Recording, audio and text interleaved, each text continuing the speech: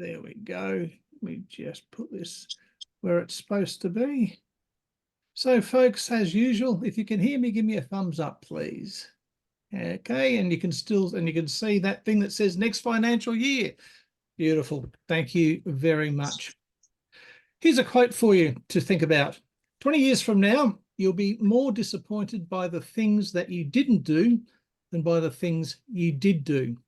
So throw off the bow lines, sail away from the safe harbour, catch the trade winds in your sails, explore, dream, and discover.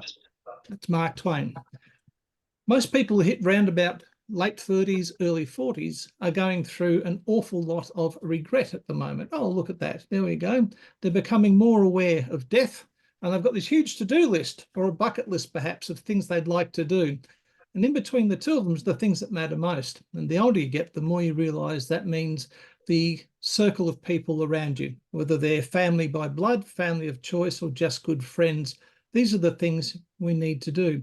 And often we get caught up in chasing the almighty dollar to such an extent that we lose sight of the things that really matter most to us. So turn on the power and reset. The first thing you need to do in terms of resetting your priorities, but also getting ready for next year, is you need to, and we wait, there we go. You need to rate last year. I use a simple system I call GBU. You look at the good, you look at the bad, and you look at the ugly. The good are things that worked well that you may wish to try and do again.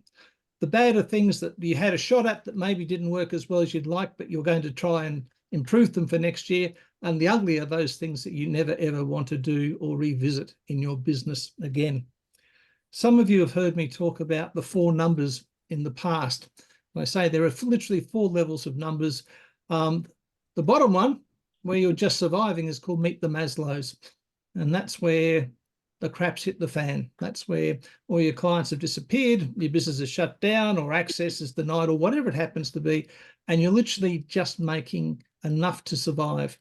That's a place you don't want to stay in any longer than about 2 or 3 months for. And quite frankly, if you find yourself there, what you do is you stop paying your mortgage, you stop making your car payments, you make sure your internet's on, your phone's on, and everyone likes the taste of noodles and baked beans, and you give yourself about 90 days to get out. Why 90 days? Because that's how long it takes before the banks or the finance companies start coming after you.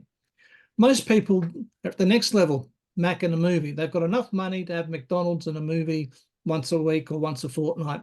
They're really just existing. And that's not the level that I would wish for any of us. But sadly, that's where the vast majority of Australians seem to be living these days, at an existence level.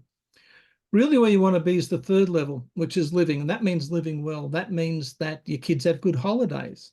That means that birthdays are a nice thing, that you go out for a date night with your significant other whenever you want to. It doesn't mean that you're rich, but it means that you can cover your bills, you can pay your tax, and life goes on pretty well. And then, of course, there's L cube, which is live a larger life, and that's the aspirational level. That's where people want to have the yachts and all that sort of stuff. I'm not interested in that. For me, I want to be living and living well. Occasionally, you got to dip down into Mac and a movie territory as business goes up and down. But look at that and just decide where you are at the moment. Are you just meeting the Maslows? Are you having Mac and a movie? Or are you living and living well? Because no matter where you are now, you need to make a decision about where you want to be next financial year. And if you're at Meet the Maslows or Mac and a movie, you should be setting goals to get yourself up to living and living well. One of the issues we have, of course, is we wear too many hats in our business. And when you wear too many hats, what happens is your focus and your energies get dispersed, and often you do things that just get you by. You don't do things particularly well. This is where, if you build your business enough, you're actually able to go to people like Peter and Janine and get some help to take some of the scut work off you so you can start focusing on things. When you're running a business, when you start a business as a small business owner or as a solopreneur, you're really wearing 2 main hats. One is the creator and one is the implementer. And as soon as you can, you need to decide which one are you happiest with, creating stuff for your clients or implementing things, keeping the lights on and all that sort of stuff. And whichever one you're not, as soon as you can, you need to hire either a VA or another person to work with you who does the one you want. That way you avoid wearing too many hats. But here's a key thing for next year. How much are you worth? What's your hourly rate? You'll scare yourself if you sit down and think about what your hourly rate is. And please, I'm not one of those people who talks the BS about why are you ironing your own shirts? Why are you mowing your own lawns? Yeah, that's, you should be paying other people to do that. You know what? If you've got the spare cash to pay other people to do it, fantastic, good on you. But if you don't, get out there and enjoy the outside and mow the lawn yourself. But you've got to be really, really clear on how much you're worth. How much is an hour of your time worth to you and to your clients? Or how much is a day? How much is a month of your time? Be very clear on that, because when you're starting to plan for next year, you want to be planning at being paid what you're worth, not maybe what you're currently getting. Want to know how to make $1 million? This is how you make $1 million. You have a $200 product and you sell it to 5,000 people. Or maybe you've got a $4,000 product and you sell it to 250 people. Maybe you get 500 people to pay $167 a month for 12 months to you, or 250 people to pay you $333 a month for 12 months. $1 million, not only does it seem like a scary number, it's changed. I was running a training program a couple of years ago, and I asked the audience, what do you want? And one guy said, I want $1 million. I want to be worth $1 million. And I said, so you want to own a house in Blacktown? Because that was the average price of a house in Blacktown in those days. $1 million when I was growing up seemed like a huge number. But when you look at it broken down this way, it's really not. It's not a huge number. $1 million is about 80 grand a month. Now, for a lot of people, that's maybe what they're doing in a year. And I certainly aren't doing 80 grand a month, I have to be honest, but nor do I want to. I know how much I'm worth, and I know how much is enough for me and my family, and I don't need to work that hard. But hey, if $1 million is your plan for next year, there's a breakdown. Have you got a $500 product you can sell to 2,000 people, which is 40 people a week? Think about it. The law of money simply says that when you undervalue what you do, the world will undervalue who you are. I won't ask for a show of hands, but I'm pretty sure most of us here today will feel like we're not being paid what we're worth. And that's a problem. But you've got a plan. So you've got to ask yourself this simple question. How much is enough? And it's not just money. How much is enough money turnover, but it's how many toys do you want in the garage? How many restaurant meals do you want to eat? How many rock bands do you want to see? How many date nights do you want to have with your significant other?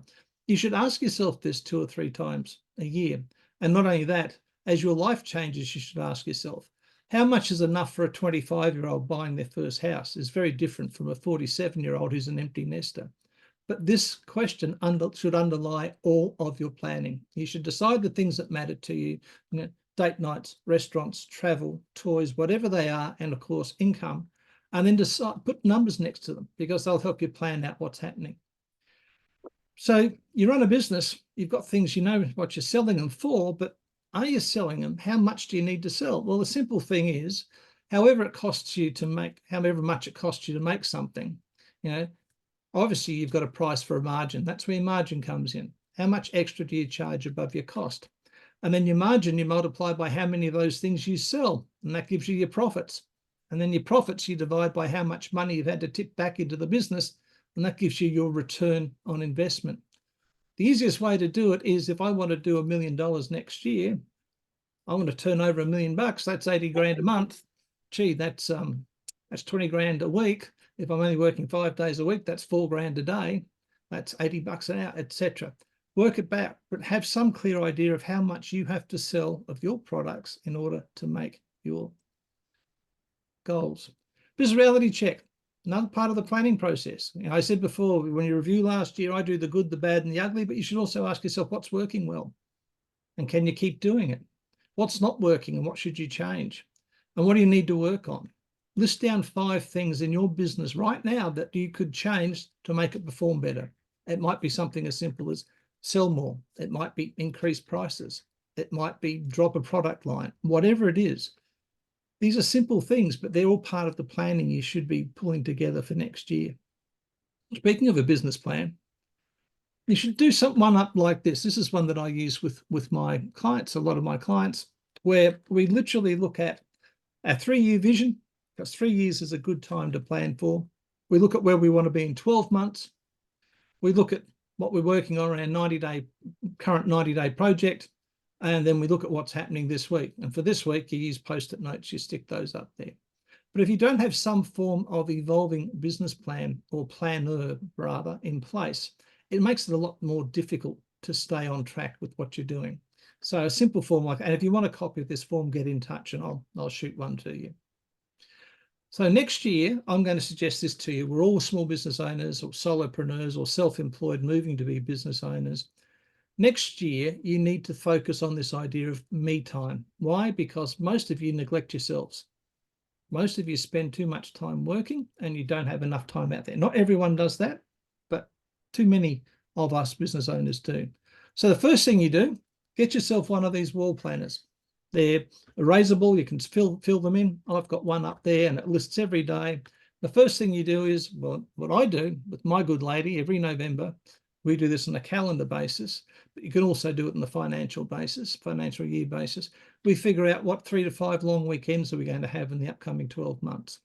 We figure out when we're going to have our holidays. We aim at least 2 weeks off. 3 weeks is better because it takes you a week to unwind, a week to enjoy, and a week to ramp back up. And then we put in things like birthdays. I put in things like date nights. I put in things like concerts or theatre nights that I know are coming up that I want to get part in.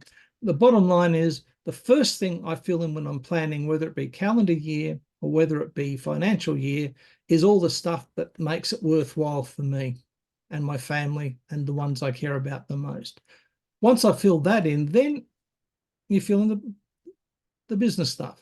You put in important dates. You put in regular meetings you've got. You decide when your planned promotions are. And remember, if you plan a promotion to happen the 1st of May, you've got to be starting to market it by the middle of April, etc.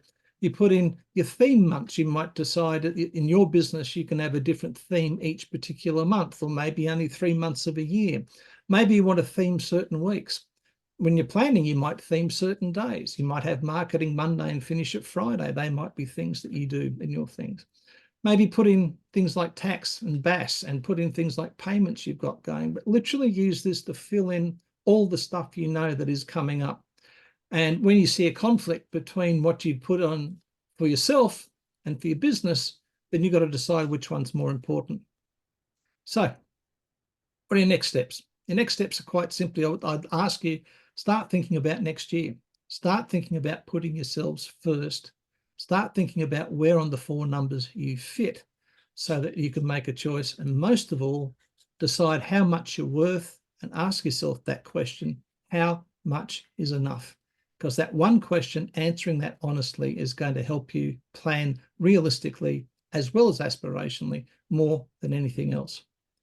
If you'd like to have a chat about doing any of this, like where your business is at, how you can make more money, or even just planning stuff for next year, the link's already in the chat box, but by all means, grab me. A couple of you have had chats with me already. Happy to do some more. So, folks, thanks for coming along. That's it. There's some stuff I think you should think about planning for next financial year.